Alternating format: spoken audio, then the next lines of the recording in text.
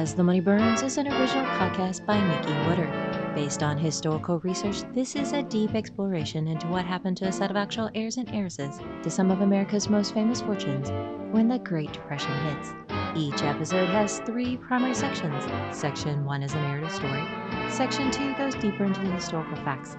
Section 3 focuses on contemporary, emotional, and personal connections. Story recap.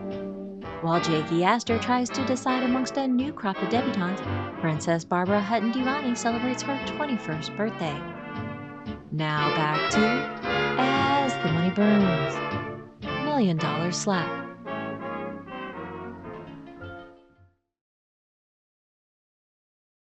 Divorces come in several stages: physical, financial, legal, and emotional. The latter may be the hardest, if ever, to achieve, as one reporter learns with a slap in the face.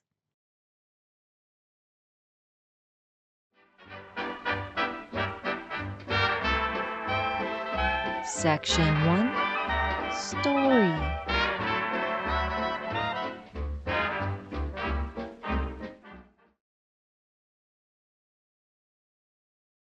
Divorces are rarely sweet. Feelings can range easily from bitter to angry to desolate and so much more. Even a very much desired divorce can be exhausting, and once finished can still have lingering feelings. Monday, November 13th, 1933, Los Angeles. Late afternoon, another divorce is finalized. Agreements are made and matters settled. Tuesday, November 14th, 1933.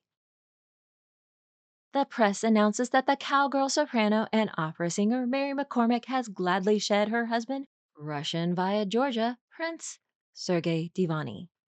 Their brief whirlwind and tumultuous relationship ends abruptly and loudly. It seems the marrying Mdivani should be labeled the divorcing Mdivanis these days. So much is happening in the Mdivani family as of late.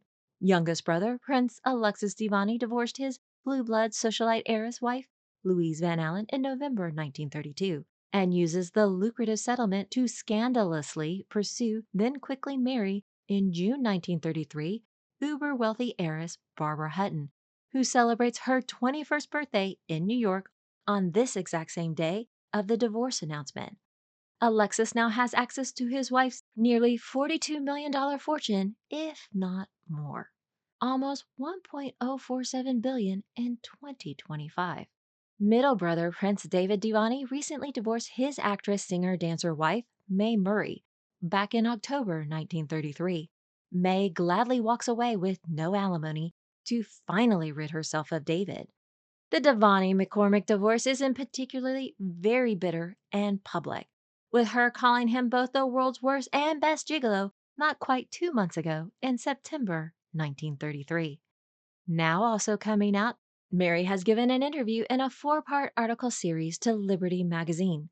Kicking it off, the first one features her divorce from Sergei, while the other articles talk about her rise in opera and relationship with her dear friend, Silver Fox, Sam Insel, the Chicago utilities magnate who skipped to Greece to avoid charges for his failed business and Ponzi scheme.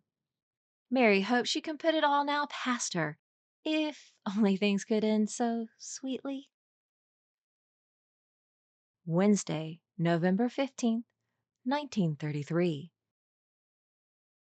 The telephone rings. Mary picks it up. A muffled male voice mumbles a few things about a young woman coming into the Los Angeles Times news office to reveal parts of the property settlement, then ask if Mary wants to make a statement. Will I? And how? Hold everything. Mary hangs up, rushes out the door, and catches a taxi.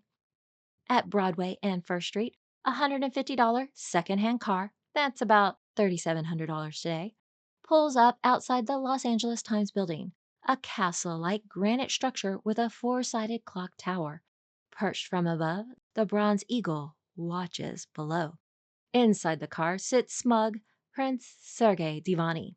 He smiles at his young lady friend, Grace Williams, a hotel club hostess who in her spare time is an earnest freelance journalist and Ryder trying to get her break.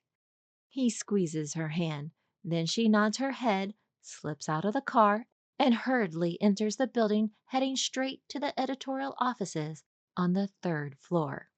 Moments later, a taxi arrives, and out pops Mary, flustered and raring to go. From inside the car, Sergei slinks down, hoping she doesn't notice him. She looks around and spots the seemingly empty, familiar old car. The current LA Times structure was built after a bomb destroyed the previous one. Now fireproof, bomb-proof, and earthquake-proof, it is made to withstand anything except, possibly, a scorned diva's temperament. Inside, surrounded by listeners, Grace claims to be working with her dear friend, Prince Sergei Mdivani, to write his and his famous royal siblings' biography, especially after all the recent negative press. Grace also has a tidbit on the financial settlement of his most recent divorce. In the larger open newsroom, Mary storms in and can see through the windows where Grace is having her conference in a smaller office. Mary heads towards the office, but other men hold her back. They are more than aware a fight might be brewing, and in fact, have been waiting for it. The nearby photographer grabs his camera. Finally, Grace steps out with the editor. Immediately, Mary demands, "You will you?" Turning sheet white, Grace turns to see Mary rushing towards her, unleashing all sorts of expletives. With her Irish eyes blazing, Mary pulls off her glove. The photographer fumbles with his camera, nearly dropping the flashbulb. Then Mary strikes.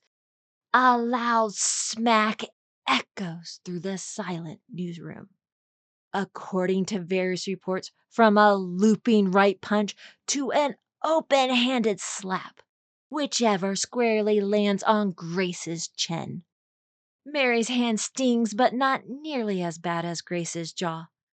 Grace almost faints in shock, but is caught by the city editor. Other reporters in the room jump in to separate the ladies before another attempt can be made. The photographer finally has his camera ready. Stunned and humiliated, Grace sits there with her reddened cheek clearly marking the assault. The city editor ushers her out the door into safety. Tempted to pursue Grace and take another shot at Sergei, Mary instead waits a beat. Mary spins around to the photographer, laughing at his inability to get his prize shot. Once peace is restored, Mary rather calmly remarks, "Anyway, I told her what I thought of this Prince chap and his pals. After all, that's something. If she sues me, well, that's something else, of course." The slap, as it is referred in most accounts, is witnessed by many, all of whom agree Mary was clearly the sole winner in the dispute. Fighting King McCormic has a nice ring to it, as Mary now likes to refer to herself. Never mess with a diva, opera or not, and certainly not one that is Arkansas born and Texas raised. Thursday, November 16th, 1933. Nationwide, the press goes wild with headlines and photos. Mary claims she was outraged that the divorce details were about to be aired by the prince's little stooge. Sergei and Mary had agreed to settle this peacefully after weeks of public dirty laundry on other matters. Sergei wanted to quell Mary's tongue, which is quite a sharp sword. She is naturally outraged at his double cross. At a local coffee shop, Grace tells her side of a story to another reporter. Grace calls Mary unladylike and a wild woman. Grace poses for a picture showing off where her chin was hit. Alongside her and also photographed is Prince Sergei. He supports Grace in the matter and claims he had no such agreement to keep the settlement a secret with Mary, and that Grace has his consent to release whatever she wanted to the press. The formerly described perfect lover now defends his lady friend. "My sympathies are entirely with Miss Williams.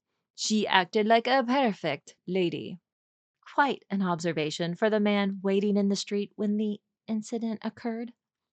Grace further defends, or publicizes, her position as his biographer and tries to play off that she will treat Mary kindly and flatteringly in the manuscript despite the incident. Preemptively striking back, Mary's attorney Meikle publicly discloses the divorce settlement will be $15,000, an overall $374,800 in 2025, with the first $5,000 to be paid within 6 months and the $10,000 payment within the year. That's the 2025 equivalent of $124,900 in 6 months and $249,800 in a year. Mary would keep all property, whether in her sole name or jointly theirs. She would also receive $5,000 in compensation for the $3,500 loan, today around $87,000. She gave to the Pacific Shore Oil Company, funds which had been raised through pawning her jewelry, for which she still held the 2 pawn tickets as proof. Mary will have no further claims to the oil shares. The he said, she said turns into a she said, and he said in the press. Friday, November 17th, 1933. Mary boards the United Airlines and flies to Omaha on her way east for another opera tour. Grace slaps back and files a lawsuit for assault and demands $1,001 for damages. That's roughly $24.9 million in 2025. And by the way, a dollar is the equivalent of $24.92. When Mary encounters reporters in Detroit and elsewhere on her tour, she scoffs. "That's a lot of money. I would like to have that much myself. That suits strictly the piffle. All she's trying to do is get some publicity. Anyone who would sue me for $1 million is strictly an optimist." On this same day, other less amusing news is also released. Elsewhere, the body of 26-year-old William K. Vanderbilt III is brought home via the family car. He was killed in a car wreck. Previously and bitterly divorced, Virginia Bertie Graham Fair Vanderbilt and William K. Vanderbilt II unite over their son. Meanwhile, another lesser heir, Rook Hart, was kidnapped and his body dumped in the San Francisco Bay a week earlier, and his abductors are caught and must relocate from jail to avoid lynching. Later in November 1933, Grace and Sergei will be photographed together at a Hollywood club. As for the $1 million lawsuit, that will drag out for a time. Further delays occur until Mary returns from touring, as she cannot be properly served to begin proceedings. A hearing on the matter is scheduled for November 24th. Only Mary will unlikely be in attendance while continuing her tour. She openly mocks and taunts Grace to dare serve the papers whenever Mary returns. Mary also continues to insult Sergei. By August 1934, Mary recovers from an appendix operation and revisits her divorce with Sergei. She revels in being the only ex-Princess Mdivani to receive a monetary settlement from the marrying Mdivanis. She was rewarded $30,000, a little over $720,000 in 2025. She also mocks Grace's lawsuit. Eventually, the case is dropped, thus Mary wins again.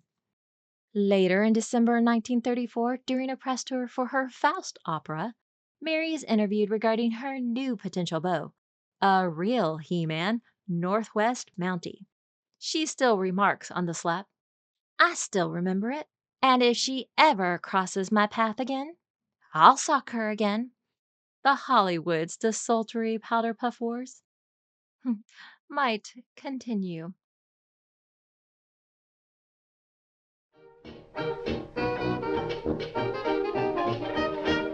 Section 2, History and Historiography.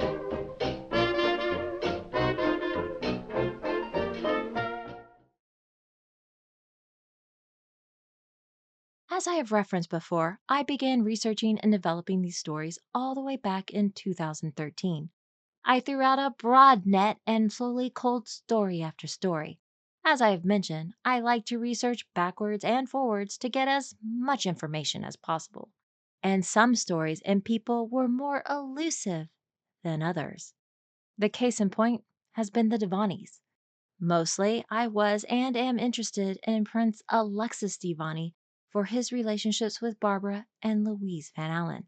There was almost nothing about him that I could find on the internet, and only mentioned briefly within Barbara's 4 biographies. I did the precursory newspaper search, but most was fairly thin and not really giving me the other side of the story. It wasn't until I uncovered, in the early months of my search, another source which revealed to me the prince and his siblings' reputation and exploits. I have chosen to keep this source unnamed until our story comes to its end. For the first half involves the Divanis, and the second half is still relevant as to why I am telling these tales this way and will reveal in the post story wrap up. But with this unnamed source, I determined the overarching timeline frame and premise for a TV series that would then become this podcast series. As the years progressed, I would occasionally expand more research. By 2016, there was now a Wikipedia page on the siblings. Don't recall seeing one before that time. And another website detailing Alexis and mention of his siblings. This website was by a group of formerly Soviet state, not American, Georgian descendants, wanting to document more about their culture, people, and history away and independent from their most notorious historical figure, Joseph Stalin. The Divanis were not the easiest to research for a reason to be revealed at the end of the podcast series, which is a few more years away. A curious person might easily find the reason with a small cursory search, but I will leave the shock for later. Even by the time I started my podcast in April 2020, there was still very little online in regards to them alone and not just mentioned in context of the other people, mostly spouses, they associated with. However, with COVID and the spare time given with lockdowns, there has been a rise in the Divanis online. The podcast allowed me to move from thin general pitch to needing much more specifics. And with a timeline of events and plots, I could pick and choose where elaboration would best feed the premise and overall story. Earlier this year, the episodes arise where I now need to flesh out Prince Sergei Divani and Prince David Divani's simultaneous divorces. I have to jump ahead in the timeline, then work backward to know what is needed for the final story. I already had Mae Murray's biography early in COVID when I finally could get books. Then I learned of Mary McCormick's Liberty magazine expose in early spring, March 2025.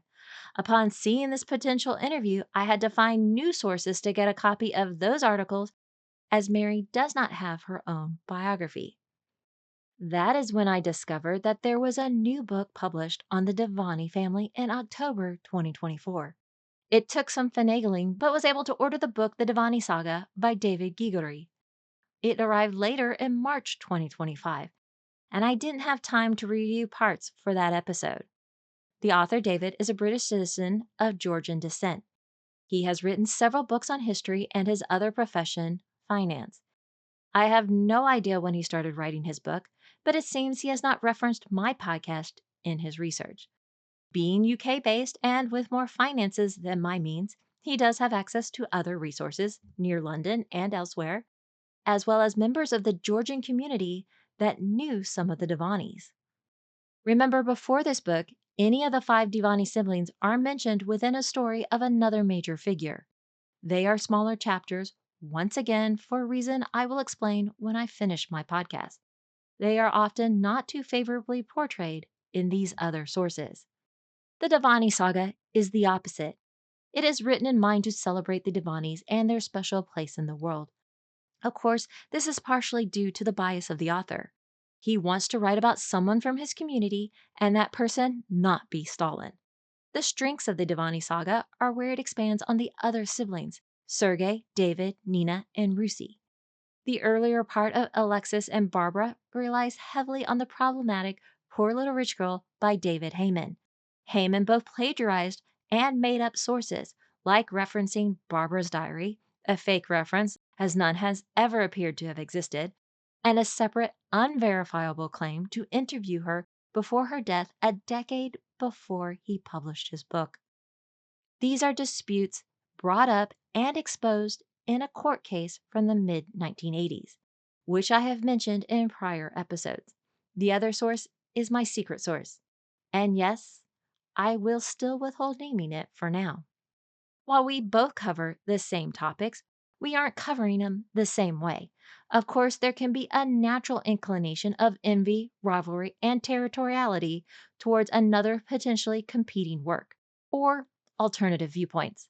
Regardless, neither of us would have sole proprietary rights to these past historical figures. Our methods are different. The Divani saga could certainly serve as the basis for a movie or short TV series on this particular family. Whereas As the Money Burns is encompassing of a much larger world of characters with many more avenues to develop movies, TV series, and whatever medium the future holds. I have scoured the Divani saga and know that some of my more important storylines are barely mentioned or not covered at all. Gigari's focus is all five siblings. My focus is one in particular, then the others as the story needs overlap. He must cover birth to death. I am focused on a 7-year period with references to past and future. Like other sources, he might mention the same fact, but I go into far more detail when it serves my stories. There will be other situations like the Pacific Shore oil lawsuits where he is much more detailed and can far better explain the nuances. The lawsuit is a mere side note for my story, a minor irritation to the main plot.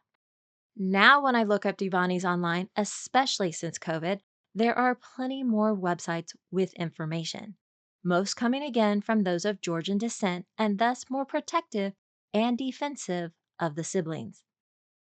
There is room to remember both sides. And even if you find the siblings less noble in their actions, we must remember they had charm and allure, which is why they were so effective. But their stars burn bright and fast, and so more will be told as our story and characters go on. Another case in point, Mary McCormick slaps Grace Williams. The Devani Saga is the only book I see so far to mention it, and the mention is one paragraph. Ditto with Sam Ensel and some other overlapping topics on which I expand. The paragraph references the slap, the lawsuit, and Sergei's defense of Grace. Quick cut and dry. This is not where I learned of the incident, and with my research, I have expanded far beyond those details. I first learned of the infamous slap in early March 2022 as I scoured for more information regarding Mary McCormick while I was covering Prince Sergei Divani and Pola Negri's divorce. Mary had been identified as his mistress. I put the slap in the back of my mind for future use. When I finally got to the point of the dual Divani divorces in early March 2025, I briefly almost misattributed the slap to Mae Murray, but quickly realized it was Mary instead, and that this particular story would then be forthcoming within our tale. There is no bio for Mary McCormick, but in March 2025, I learned in a newspaper reference of her upcoming 1933 articles in Liberty magazine and tracked all four down. While in search for those, I learned of the Divani saga. By the way, May too will soon get in trouble for her own slapping offense to a lawyer in court, yet happens outside both our scopes to reference in either of our works. On my first and early attempts in 2022, I had no luck trying to find Grace Williams' History of the Divanis. It didn't seem to ever be published. However, I finally located it at UCLA. A thin manuscript which starts with a fairly fabricated retelling of Sergei's younger days and he and his brother David's venture to America. It also mentions their young business deal with oil tycoon Harry Sinclair, but that their venture was interrupted by Sinclair's troubles, which most likely would have been the Teapot Dome scandal. An interesting reference that will reverberate to more drama beyond the scope of our story.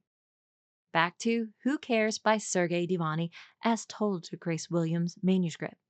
It is very thin, like 37 pages, and relies mostly on the unreliable Sergei's recollection. As you know, I research forward and backwards people to contextualize them better, to see if my suspicions or biases can be a little more confirmed or disputed. The name Grace Williams is hard to distinguish from other same name ladies. Nothing I could locate indicated an obituary or wedding where I might get a little more identifying and biographical description about her. I have seen one off references to her as a Washington, D.C. social leader. Then another says she grew up in Alabama and is of English ancestry, as in a direct descendant of the Duke of Wellington, and through another line, the Wellesleys. These are one off references, not repeated, and thus slightly suspicious to origin or factual consistency. Prior to moving to Hollywood, Grace lived in Paris studying design for 14 months.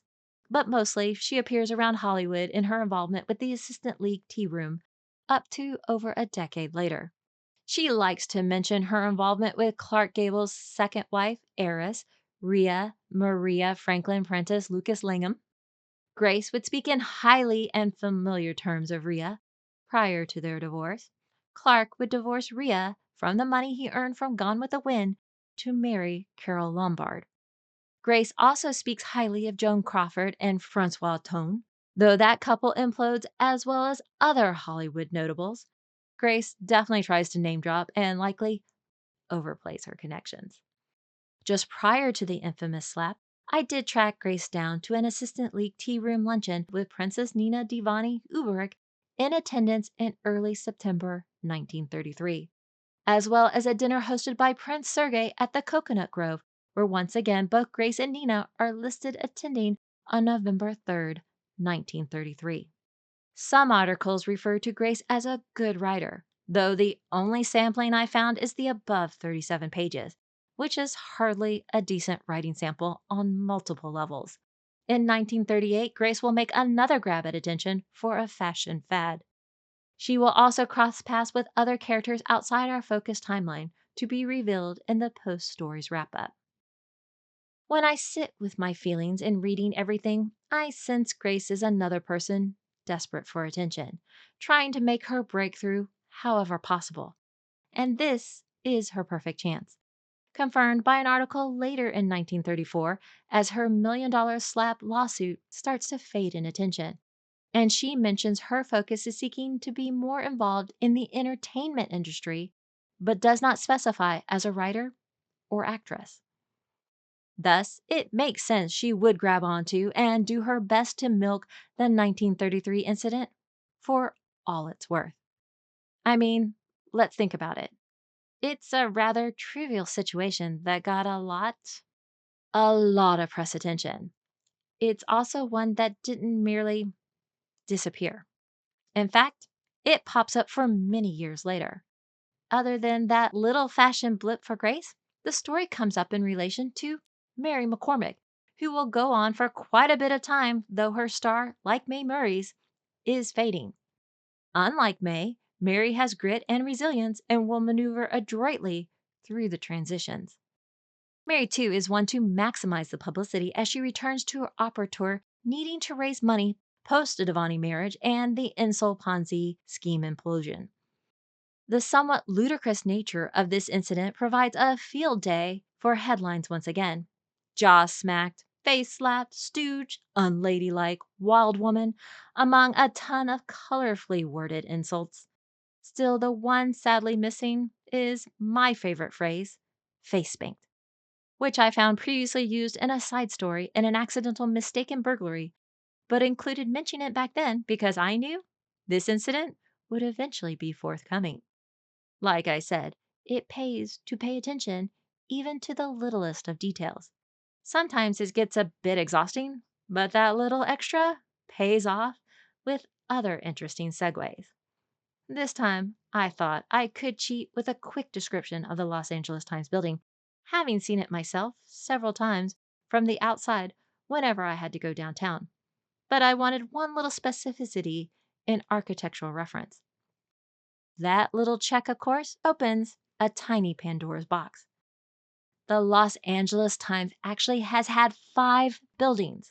The Mirror Building from 1881 to 1887, the second building at Broadway and First, which was bombed in 1910. The third building is a reconstruction resembling the previous structure with dome and arching windows and new clock tower, but adapted to be more fire, dynamite, and earthquake proof at the same location. Gutzon Borglum's bronze eagle sculpture survives the explosion and returns to its perch overlooking the new building. This building lasts from 1912 to 1934. Across the street at Spring and First Street, the fourth and best known white Art Deco building, designed by Gordon Kaufman, will serve as headquarters from 1935 to 2018. And now today, the new mid-century 8-story building in El Segundo from 2018 to present. The third building featured in our story is torn down in 1938. The prior second building was blown up with dynamite that struck the gas line, which caused further damage. And that's a whole other story with ties to other people within our story, so bears giving a little more mention. The culprits were two brothers, John J. McNamara and James Barnabas J.B. McNamara, both members of the International Association of Bridge and Structural Ironworkers, in retaliation for then LA Times' anti-labor stance on strikes. The bombing became a cause de célèbre for the American labor movement. It is first described as the crime of the century, which, of course, being 1910, there will be several more replacements to compete for that title, some of which we have covered. The McNamara brothers are represented in their trial by none other than our recurring celebrity defense attorney, Clarence Darrow. The explosion happened at 1:07 a.m. on October 1st, 1910, and is considered one of the deadliest acts in criminal history and the deadliest crime to go to trial in California. The bombers were unaware the newsroom was full of reporters trying to finish an extra edition covering the Vanderbilt Cup motor race. There were at least 115 people in the building, 100 injured, and 21 died, mostly from the fire. Only 14 bodies recovered with the ability to identify. No matter which way one tells the stories of all these people, there is a consistent through line of deep tragedies. Large enough tragedies that it doesn't matter what any individual person did per se, would justify the level of heartbreak that is yet to be experienced by the end of our tales. And as these are actual real people, even beyond the timeline of our tales. This is the focus of my takes, the large encompassing experience of humanity, good, bad, greedy, envy, lust, love, acceptance, rejection, betrayal, friendship, kindness, pride, etc. A never-ending well of stories left to tell.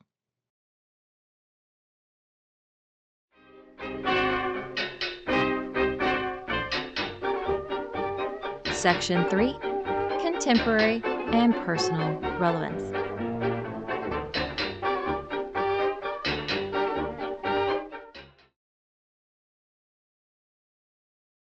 There's a common saying, forgotten like yesterday's news.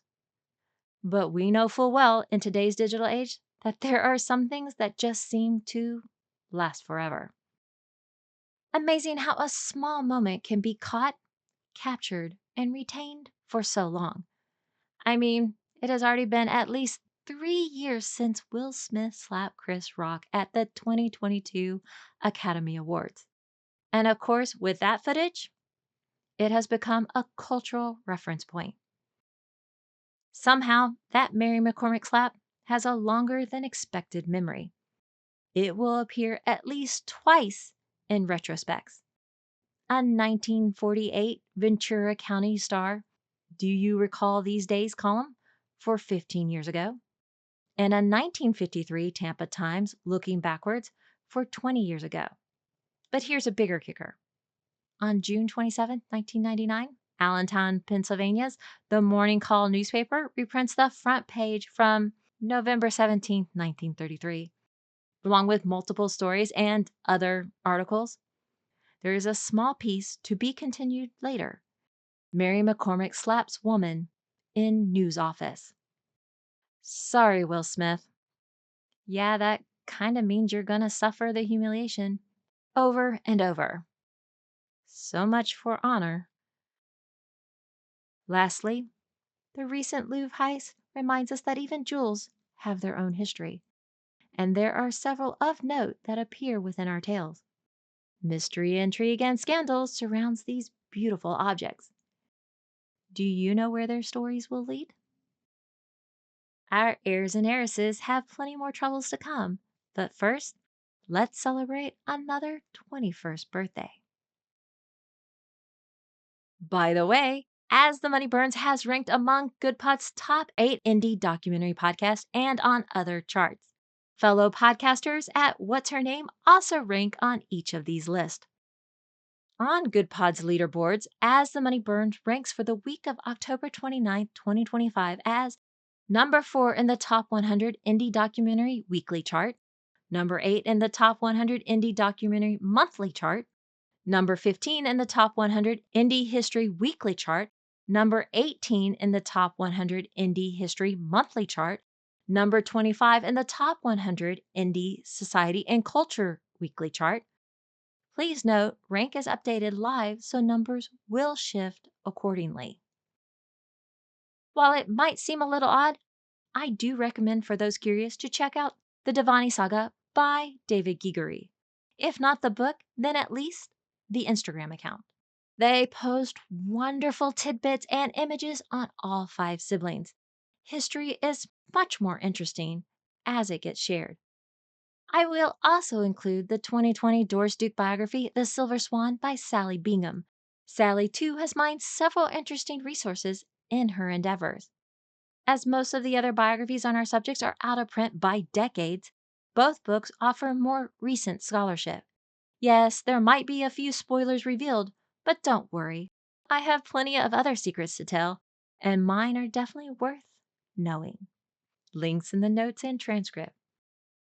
If you enjoy As the Money Burns, then please share, like, and subscribe.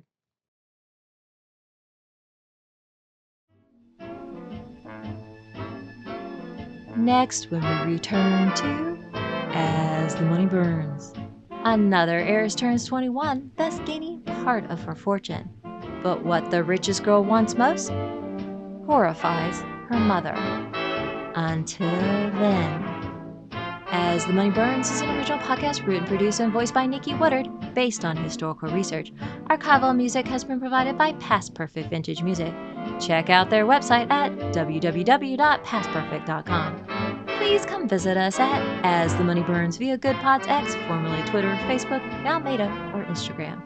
Transcripts, timeline, episode guide, and character bios are available at asthemoneyburns.com.